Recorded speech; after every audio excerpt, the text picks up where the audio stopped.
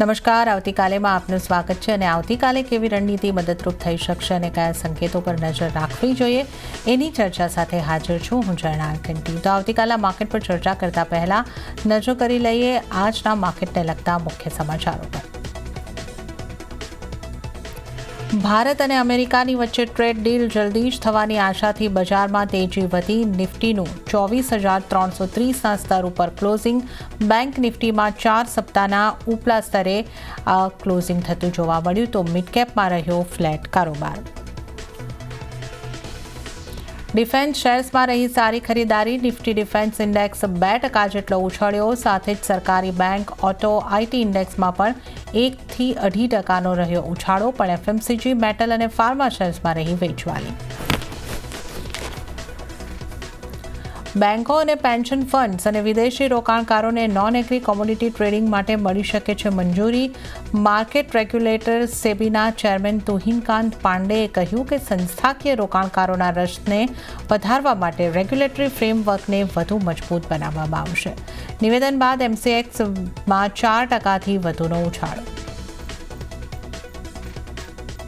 Market coupling મામલામાં અરજી બાદ આઈઈએક્સમાં લગભગ 1%નો ઉછાળો. કંપનીએ સીઈઆરસી એટલે કે સેન્ટ્રલ ઇલેક્ટ્રિસિટી રેગ્યુલેટરી કમિશન સામે અરજી દાખલ કરી.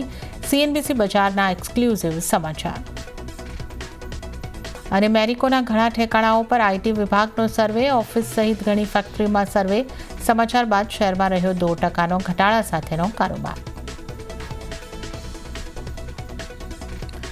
ત્યારે આજની માર્કેટ એક્શનની જો આપણે વાત કરી લઈએ તો આજે બજારમાં મજબૂતી આગળ વધતી જોવા મળી છે અને નિફ્ટી સેન્સેક્સનું ક્લોઝિંગ એક મજબૂતી તરફ થતું જોવા મળ્યું છે. તો જે રીતે આપણે અગાઉ વાત કરી હતી કે નિફ્ટીમાં એક સારી મજબૂતી આજે આપણને જોવા મળી અને 24,330ના સ્તરોની આસપાસ આજે આપણને બજાર બંધ થતા જોવા મળ્યા છે. સેન્સેક્સની વાત કરીએ તો 0.38%ની મજબૂતી અહીંયા સેન્સેક્સમાં પણ આપણને જોવા મળી છે અને મજબૂતી સાથે સેન્સેક્સ નિફ્ટીનું ક્લોઝિંગ આપણે થતા જોયું છે.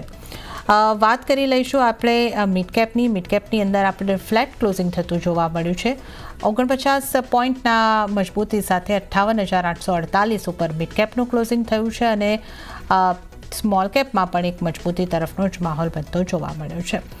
બેંક નિફ્ટી ઉપર નજર કરી લઈએ. બેંક નિફ્ટીમાં અહીંયા આગળથી એક સારી મજબૂતી આવતી જોવા મળી. 345 પોઈન્ટ એટલે કે 0.63%ની મજબૂતી સાથે 55,493 ઉપર બેંક નિફ્ટીનું ક્લોઝિંગ થતાં આપણે જોઈ શકીએ છીએ. એડવાન્સ ડિક્લાઇન રેશિયો જોઈ લઈએ. 1,637 શેર્સ મજબૂતી સાથે બંધ થયા અને સામે 1,238 શેર્સ જે છે એ દબાણ સાથે બંધ થતા જોવા મળ્યા છે. નિફ્ટીના ટોપ ગેનર્સ અને લૂઝર્સ કાઉન્ટર પર નજર કરી લઈશું. ટોપ ગેનર્સની સાથે શરૂઆત કરીએ. ટાટા કન્ઝ્યુમર પ્રોડક્ટ 4%ની મજબૂતી સાથે આજનો ટોપ ગેનર કાઉન્ટર. ત્યારબાદ એસબીઆઈમાં આજે 3%ની સારી મજબૂતી બનતી જોવા મળી છે. બીએલમાં 2.31%ની મજબૂતી અને મારુતિ સુઝુકીમાં 1.46%ની મજબૂતી.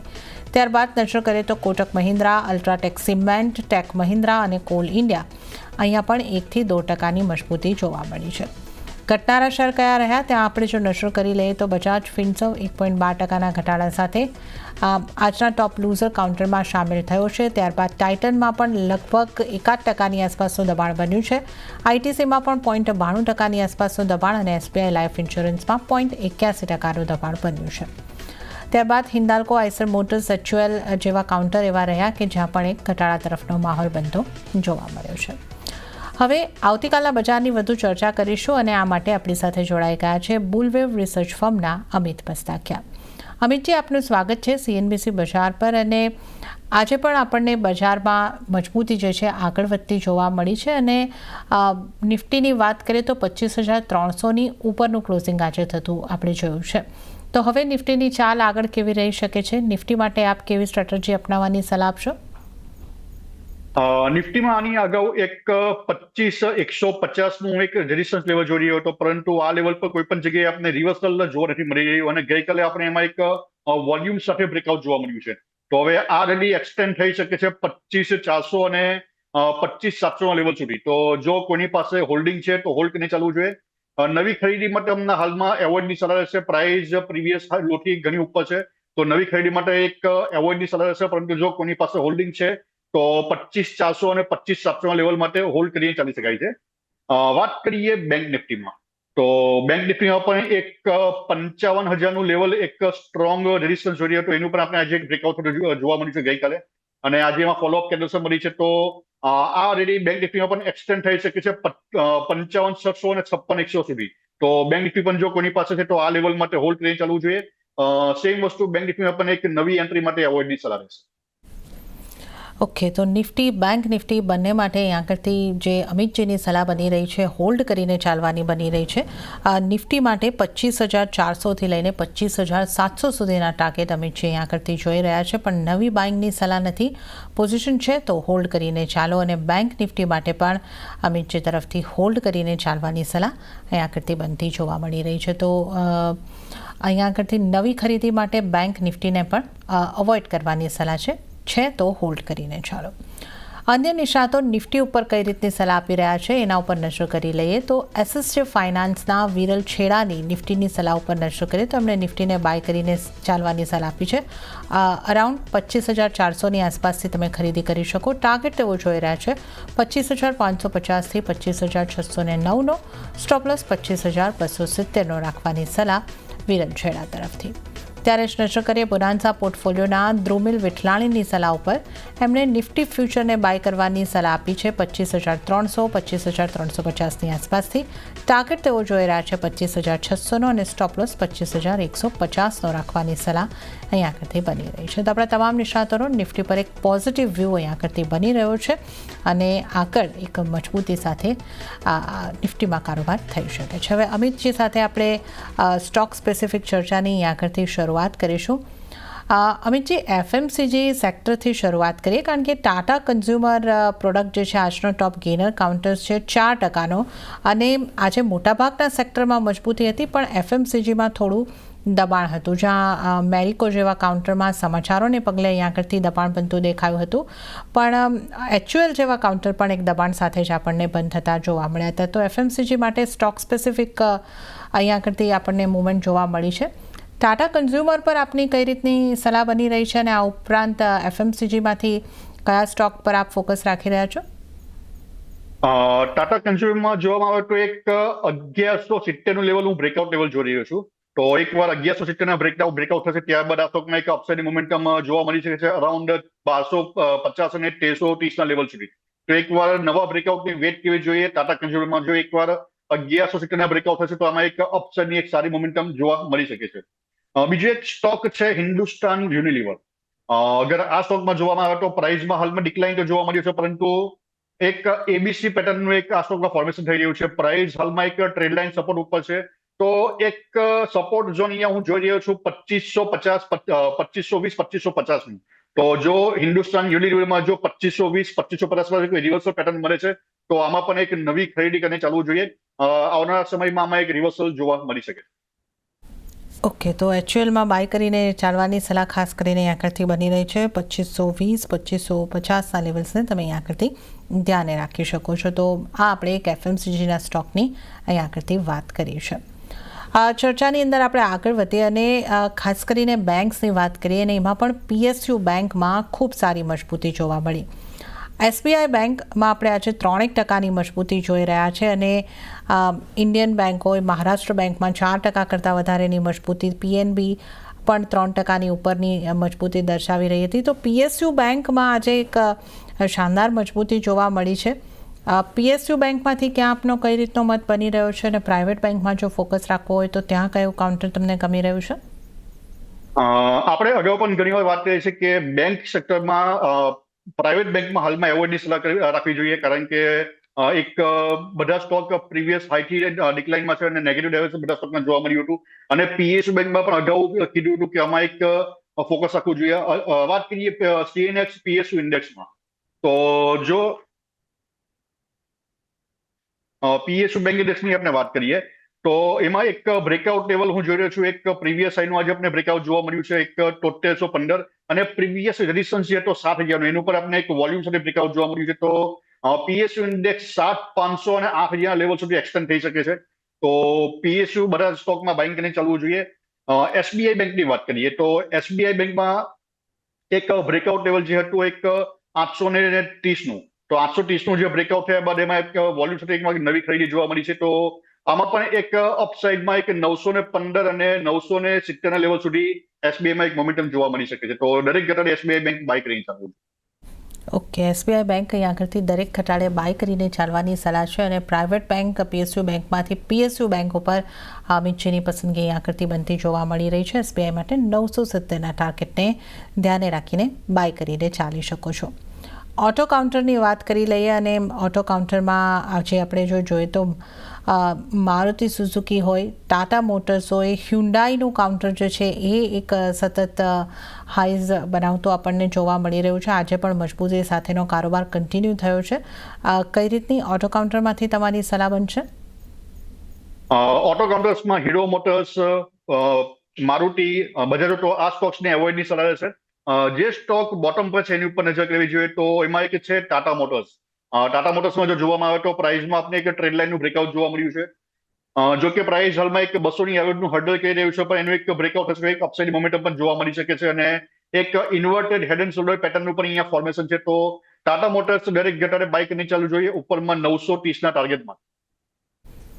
ઓકે, ટાટા મોટર્સ અહીં આગળથી બાય કરીને ચાલવાની સલાહ બની રહી છે અને 930 સુધીના ટાર્ગેટ માટે અહીં આગળથી ખરીદી કરીને ચાલવાની સલાહ ટાટા મોટર્સના કાઉન્ટર ઉપર ઓટો સેક્ટરમાંથી બની રહી છે. ત્યારે જ આજે આપણને ડિફેન્સ કંપનીઓમાં ખાસ કરીને સારી મજબૂતી આવતી જોવા મળી અને એમાં પણ ગાર્ડન રીચ શિપયાર્ડ 6.5%થી વધારેની મજબૂતી આ કાઉન્ટરે અહીં આગળથી બતાવી અને આ ઉપરાંત કોચિન શિપયાર્ડની પણ વાત કરી લઈએ તો આ 3.5-4% આસપાસ મજબૂતી દર્શાવતી કાઉન્ટર આજના દિવસે રહ્યું છે. તો અહીંયા આગળ આપ કઈ રીતે જોઈ રહ્યા છો? કયા સ્ટોક પર ફોકસ હોવું જોઈએ? કયા લેવલ્સ બની શકે છે આ સ્ટોક્સમાં? ગાર્ડન ડિશમાં જોઈએ આપણે તો પ્રાઇસ એક ફિબોનાસી લેવલ અને મૂવિંગ એવરેજ સપોર્ટથી અહીંયા રિવર્સલ જોવા મળ્યું છે. વીકલીમાં વોલ્યુમ સાથે આપણા રિવર્સલ પેટર્ન્સ પણ આ સ્ટોકમાં જોવા મળી છે. તો આવનારા દિવસોમાં આ સ્ટોકમાં તેજી આગળ વધી શકે છે અરાઉન્ડ એક 2770 અને 3070 લેવલ સુધી. તો દરેક ઘટાડે ગાર્ડન ડિશમાં પણ એક નવી ખરીદી કરીને ચાલવું છે. અને હવે સમય છે આપની પસંદગીના સ્ટોક જાણવાનો. તો આપની પસંદગીના સ્ટોક, આપના ટ્રેડિંગ કોલ્સ કયા બની રહ્યા છે? મારા તરફથી એક સ્ટોક રેકમેન્ડ કરવાનું પસંદ કરીશ. નામ છે TCS. TCSમાં જોવામાં આવે તો એક ડબલ બોટમ પેટર્નનું ફોર્મેશન થઈ રહ્યું છે. એઝ પર RSI આપણે એક પોઝિટિવ ડાયવર્જન્સ પણ જોવા મળી રહ્યા છે અને આ અઠવાડિયે આપણે એક ફ્રેશ બ્રેકઆઉટ જોવા મળીએ છે TCSમાં. તો TCS બાય કરીને ચાલવું જોઈએ. સ્ટોપ લોસ અહીંયા રહેશે 2900નો અને ઉપરમાં ટાર્ગેટ 3500 અને 3700 જોવા મળી શકે છે અને હોલ્ડિંગ ટાઈમ રહેશે અરાઉન્ડ 3 થી 5 મિનિટ. ઓકે, તો TCS ઉપર એક નીચેની પસંદગી બની રહી છે અને અહીં આગળથી 3500, 3700 સુધીના ટાર્ગેટ માટે ખરીદી કરીને તમે ચાલી શકો છો અને 2900ના સ્ટોપ લોસને ધ્યાને રાખીને ખરીદી કરો. તો TCS નીચેની પસંદગીનો સ્ટોક. અમે જે બીજા કોઈ કાઉન્ટર પર આપની પસંદગી? બીજા ઘણા સ્ટોક રેડરમાં છે પરંતુ એક બ્રેકઆઉટની વેટ કરી રહ્યા છે તો હાલમાં એક જ સ્ટોક આપવાનું પસંદ કરીશ. ઓકે, તો જ્યારે આપણે એક TCSની વાત કરી છે, KPIT ટેકમાં પણ આપણને એક આજે સારી મજબૂતી જોવા મળી છે, લગભગ 4.5%ની આસપાસ. આના ચાર્ટ તમને કેવા લાગે છે? KPIT ટેકમાં જો નજર કરીએ તો આજે એક પ્રાઇસ અરાઉન્ડ ટ્રેન્ડ લાઇનના બ્રેકઆઉટની એકદમ નજીક છે પરંતુ પ્રોપર બ્રેકઆઉટ જોવા નથી મળી રહ્યા અને આમાં એક બ્રેકઆઉટ લેવલ હું જોઈએ છું 1330નો. તો એકવાર 1330ના બ્રેકઆઉટ થશે પછી આ સ્ટોકમાં એક સારી અપસાઇડની મોમેન્ટમ જોવા મળી શકે. ઓકે, તો આપણે KPIT ટેકની પણ અહીંયા આગળથી વાત કરી. આ ઉપરાંત જો વાત કરી લઈએ રિયલ એસ્ટેટને લગતા સ્ટોકની, ગોદરેજ પ્રોપર્ટી 1% મજબૂતી સાથે કામકાજ કરી રહ્યું હતું. પ્રેસ્ટીજમાં 2.5% મજબૂતી રહી. અમુક કાઉન્ટર એવા પણ રહ્યા કે જ્યાં લાલ નિશાનમાં કારોબાર હતા. તો કઈ રીતે આપ રિયલ એસ્ટેટના સ્ટોકને જોઈ રહ્યા છો? આમાંથી કોઈ સ્ટોક પર આપની સલાહ બનશે? રિયલ એસ્ટેટમાં જોવામાં આવે તો એક પ્રેસ્ટીજ છે. પ્રેસ્ટીજમાં જો નજર કરીએ તો આપણે એક ફિબોનાસી લેવલ અને મૂવિંગ એવરેજના સપોર્ટથી આપણે અહીંયા રિવર્સલ જોવા મળ્યું છે. એક ટ્રેન્ડ લાઇનના પણ અહીંયા બ્રેકઆઉટ જોવા મળ્યા છે. તો પ્રેસ્ટીજમાં નવી એન્ટ્રી કરી શકાય છે. એકવાર 1680ના જો લેવલ બ્રેકઆઉટ થાય છે તો ઉપરમાં 1830 અને 2050ના લેવલ આ સ્ટોકમાં જોવા મળી શકે છે. તો એકવાર વેટ કરવું જોઈએ 1680ના લેવલના બ્રેકઆઉટ. ઓકે, 1680ના લેવલના બ્રેકઆઉટની વેઇટ કરવાની સલાહ પ્રેસ્ટીજ એસ્ટેટ માટે બનતી જોવા મળી રહી છે. ત્યારે સિમેન્ટ સ્ટોકની પણ સાથે જો આપણે વાત કરી લઈએ, સિમેન્ટ સ્ટોકમાં પણ આપણે અલ્ટ્રાટેક સિમેન્ટ આપણને મજબૂતી સાથે કારોબાર કરતો દેખાયો, 1.5% મજબૂતી જેવી અહીંયા કરતી આપણને દર્શાવતી દેખાય છે. આ ઉપરાંત દાલમિયા ભારત પણ એક મજબૂતી તરફ કામકાજ કરી રહ્યો હતો. અહીંયા આપની કઈ રીતની સલાહ બનશે? વાત કરીએ અલ્ટ્રાટેક સિમેન્ટમાં, તો અલ્ટ્રાટેક સિમેન્ટમાં એક રેઝિસ્ટન્સ લેવલ હું જોઈ રહ્યો છું 12,750નું. તો એકવાર 12,750માં બ્રેકઆઉટ થશે તો ઉપરમાં 13,000 અને 13,500 લેવલ અલ્ટ્રાટેકમાં જોવા મળી શકે છે. તો નવી ખરીદી માટે તો અમે એવોઇડની સલાહ રહેશે, પરંતુ જો કોઈની પાસે હોલ્ડિંગ છે તો એક ટ્રેલિંગ સ્ટોપ લોસ અહીંયા 12,200 મેન્ટેન કરવો જોઈએ અને હોલ્ડ કરીને ચાલવું જોઈએ ઉપરમાં 13,000 અને 13,500 ટાર્ગેટ માટે. વાત કરીએ બીજો એક સ્ટોક છે જેકે લક્ષ્મી સિમેન્ટ. સિમેન્ટ સેક્ટરમાં જો જોવામાં આવે તો આપણે અરાઉન્ડ આનો આગળ એક બાયમાં પણ રેકમેન્ડ કર્યું છે. જેકે લક્ષ્મી સિમેન્ટમાં જોઈએ તો પ્રાઇસ હાલમાં એક એક્સટેન્શનમાં ચાલી રહી છે એઝ પર ઇલિયોટ વેવ, અને દરેક ઘટાડામાં નવી એન્ટ્રી કરીને ચાલવું જોઈએ ઉપરમાં 1,000 અને 1,080 ટાર્ગેટ. ઓકે, તો જેકે લક્ષ્મી સિમેન્ટમાં દરેક ઘટાડે અહીં આગળથી ખરીદી કરીને ચાલવાની સલાહ બની રહી છે. અને અલ્ટ્રાટેક સિમેન્ટની આપણે વાત કરીએ, અહીં આગળથી જો છે તો હોલ્ડ કરીને ચાલવાની સલાહ બની રહી છે. 12,200ના સ્ટોપ લોસની સાથે અને 13,500 સુધીના ટાર્ગેટ અહીં આગળથી બની શકે છે. આ ઉપરાંત ડ્રીમ ફોક્સનું કાઉન્ટર આજે આપણને ખાસું ઘટતું દેખાયું છે, જે રીતના અહીંયા પણ સમાચારોની અસર રહી છે. પણ આ કાઉન્ટર ઉપર આપને કઈ રીતની સલાહ બનશે, એના ચાર્ટ આપને કેવા લાગે છે? ડ્રીમ ફોક્સમાં જોવામાં આવે તો પ્રાઇસ ઓલ ટાઈમ લો પાસે હાલમાં ટ્રેડ કરી રહ્યું છે અને કોઈ પ્રોપર બ્રેકઆઉટ પણ જોવા નથી મળી રહ્યા. તો આ સ્ટોકને હાલમાં તો એવોઇડની સલાહ રહેશે. એકવાર ટ્રેડ લાઇન બ્રેકઆઉટની વેટ કરવી જોઈએ જો નવી એન્ટ્રી કરવી છે. પરંતુ હાલમાં જે પ્રમાણે એક ફોલિંગ નાઇફની એક પેટર્ન બની રહી છે, તો આ સ્ટોકને હાલમાં એવોઇડની સલાહ. ઓકે, તો અવોઇડની સલાહ અહીંયા કરતી આ સ્ટોક ઉપર, ડ્રીમ ફોક્સ ઉપર તો અહીંયા કરતી બનતી જોવા મળી રહી છે. ટાઇટનમાં પણ આજે આપણને 1% આસપાસનો ઘટાડો જોવા મળ્યો છે. ટાઇટનના સ્ટોક ઉપર આપને કઈ રીતનો વ્યૂ બનશે? ટાઇટન ઉપર જોવામાં આવે તો એઝ પર વેવ અહીંયા એક ફિફ્થ વેવ હું કમ્પ્લીટ જોઈ રહ્યો છું, અને જ્યારે પણ એક ઇમ્પલ્સ વેવ કમ્પ્લીટ થાય ત્યારબાદ પ્રાઇસમાં એક કરેક્શનની પેટર્ન સ્ટાર્ટ થતી હોય છે અને એક ટાઈમ કરેક્શન હું આ સ્ટોકમાં હું જોઈ રહ્યો છું. તો એક ડિક્લાઇન પોસિબલ છે એક અરાઉન્ડ 3300ના લેવલ સુધી. તો ટાઇટનને હાલમાં એવોઇડની સલાહ રહેશે. જો નવી એન્ટ્રી કરવી છે તો એકવાર 3300 લેવલની વેટ કરવી. ઓકે, તો ટાઇટન માટે 3300ના લેવલની વેઇટ કરવાની સલાહ, ઘટાડે ખરીદીની માટે તમારે અત્યારે રાહ જોવાની રહેશે. MCXના સ્ટોકની આગળથી વાત કરી લઈએ. અહીંયા આજે સેબી તરફથી જે કોમ્યુનિટીઝને લઈને નિવેદન આવતા દેખાય, એની પણ એક ઇમ્પેક્ટ, અને ઓવરઓલ સ્ટોકના પરફોર્મન્સની આજની વાત કરીએ તો 3.63% જેવી મજબૂતી આ સ્ટોકે, 3.57%ની મજબૂતી આ સ્ટોકે દર્શાવી છે. MCXનું કાઉન્ટર આપને કઈ રીતે લાગે છે અને અહીંયા આપની કઈ રીતની સલાહ બનશે? MCXમાં જોઈએ તો એક ફ્લેટ કરેક્શન પેટર્નનું એક ફોર્મેશન થઈ રહ્યું છે અને એક અહીંયા બાઉન્સ બેક પોસિબલ છે અરાઉન્ડ એક 8,600ના લેવલ સુધી. તો એક દરેક ઘટાડે આ સ્ટોકમાં નવી એન્ટ્રી કરી શકાય છે 8,600ના ટાર્ગેટ. એક શોર્ટ ટર્મ વ્યૂ છે આ સ્ટોક માટે, અને એક લોંગ ટર્મ માટે હોય તો સ્ટોકને એવોઇડની સલાહ છે. આ એક સ્વિંગ ટ્રેડ છે, તો અરાઉન્ડ 1 થી 2 મહિના માટે હોલ્ડ કરીને ચાલવું જોઈએ. લોંગ ટર્મ માટે આ સ્ટોકને એવોઇડની સલાહ છે. એક ડિક્લાઇન 8,600 પાછો પોસિબલ છે, તો એક સ્વિંગ ટ્રેડ માટે, એક શોર્ટ ટર્મ માટે આ સ્ટોક બાય કરીને ચાલવું જોઈએ 8,600 ટાર્ગેટ માટે. ત્યારબાદ આ લેવલની આજુબાજુ પ્રોફિટ મૂકીની સલાહ રહેશે આ MCX. ઓકે, તો 1 થી 2 મહિનાનો વ્યૂ અહીંયા આગળથી MCX ઉપર બાય કરીને ચાલો 8,600ના ટાર્ગેટ અહીંયા આગળથી જોવા મળી શકે છે, અને આ લેવલ બાદથી પ્રોફિટ બુક કરી લેવાનું રહેશે. તો આ આપણે વાત કરી ખાસ કરીને MCXના સ્ટોકની. અને હવે જો આપણે અહીંયા આગળથી વાત કરી લઈએ, જે મેટલ કાઉન્ટર છે ત્યાં ઘટાડા તરફનો માહોલ બનતો દેખાયો. હિન્દાલ્કો 0.5%ની આસપાસ નરમાશ સાથે આજે બંધ થયો. JSW સ્ટીલ, ટાટા સ્ટીલ, આ બધામાં 0.5% કરતાં વધારેની નરમાશ જોવા મળી છે. કઈ રીતની સલાહ રહેશે મેટલને લગતા સ્ટોક્સ પર, અમિતજી? અગર વાત કરીએ આપણે હિન્દાલ્કોમાં, તો હિન્દાલ્કો અરાઉન્ડ પ્રીવિયસ હાઈની નજીક છે. તો નવી એન્ટ્રી માટે તો હાલમાં એવોઇડની સલાહ રહેશે, પરંતુ જો કોઈની પાસે હોલ્ડિંગ છે તો એકવાર 730ના સ્ટોપ લોસ સાથે હોલ્ડ કરીને ચાલવું જોઈએ ઉપરમાં 770 અને 790ના ટાર્ગેટ માટે હિન્દાલ્કોમાં. વાત કરીએ ટાટા સ્ટીલમાં, તો ટાટા સ્ટીલમાં પણ એક પ્રાઇસ અરાઉન્ડ હું 170નું એક રેઝિસ્ટન્સ લેવલ જોઈ રહ્યો છું. પ્રાઇસ જો કે એની ઉપર સસ્ટેન છે, તો ટાટા સ્ટીલમાં પણ જો કોઈની પાસે હોલ્ડિંગ છે તો એકવાર 165 નો સ્ટોપ લોસ અહીંયા મેન્ટેન કરવો જોઈએ અને એકવાર 180 અને 195 ટાર્ગેટ માટે હોલ્ડ કરીને ચાલવું જોઈએ. નવી એન્ટ્રી માટે ટાટા સ્ટીલમાં પણ એવોર્ડની સલાહ છે, પરંતુ જો કોઈની પાસે હોલ્ડિંગ છે તો હોલ્ડ કરીને ચાલી શકાય છે 180 અને 195 નો ટાર્ગેટ. ઓકે, તો અહીંયા આગળથી આપણે મેટલ સ્ટોકની વાત કરી. અહીંયા આગળથી ટાટા સ્ટીલ, હિન્દાલ્કોમાં હોલ્ડની સલાહ બનતી જોવા મળી રહી છે. આજે સરકારી કંપનીઓમાં પણ ખરીદારી આવતી જોવા મળી છે અને એ ટ્રેન્ડ ઉપર આપણે જોઈએ તો BEL આપણને ટોપ ગેનર્સમાં સામેલ થતો દેખાયો છે. આ ઉપરાંત કોલ ઇન્ડિયા જેવા કાઉન્ટરમાં પણ 1% મજબૂતી આવતી દેખાય છે. આ સ્ટોક્સ આપને કેવા લાગે છે? વાત કરીએ BELમાં તો BEL એક જે બાઉન્સ બેક જોવા મળ્યો છે, એક ફિબોનાચી સપોર્ટ અને મૂવિંગ એવરેજ સપોર્ટ જોવા મળ્યું છે અને એક ફિફ્થ વેવ હું આ સ્ટોકમાં રનિંગ જોઈ રહ્યો છું. તો એક અપસાઇડિંગ મોમેન્ટમ પોસિબલ છે અરાઉન્ડ 430 થી લઈને 450 ના લેવલ સુધી. તો જો કોઈની પાસે હોલ્ડિંગ છે તો હોલ્ડ કરીને ચાલવું જોઈએ. નવી એન્ટ્રી માટે જો કે આ સ્ટોકમાં સલાહ નથી, પરંતુ કોઈની પાસે હોલ્ડ છે તો એકવાર 390 નો સ્ટોપ લોસ અહીંયા મેન્ટેન કરવો જોઈએ અને ઉપરમાં 430 અને 450 ના લેવલ માટે હોલ્ડ કરી શકાય છે BEL. ઓકે, તો BELને તો અહીંયા આગળથી હોલ્ડ કરીને ચાલવાની સલાહ ખાસ કરીને બનતી જોવા મળી રહી છે. આ ઉપરાંત જો ફાર્માને લગતા સ્ટોક્સની અહીંયા આગળથી વાત કરી લઈએ, બાયોકોનનું કાઉન્ટર આપણે ખાસ કરીને જે રીતે જોઈ રહ્યા હતા, જે મૂળ માહોલ એનો બનતો દેખાયો હતો ઘટાડા તરફનો. આ ઉપરાંત સિપ્લા જેવા કાઉન્ટર જે છે એ ફ્લેટિશ બંધ થતા અહીંયા આગળથી જોવા મળ્યા છે.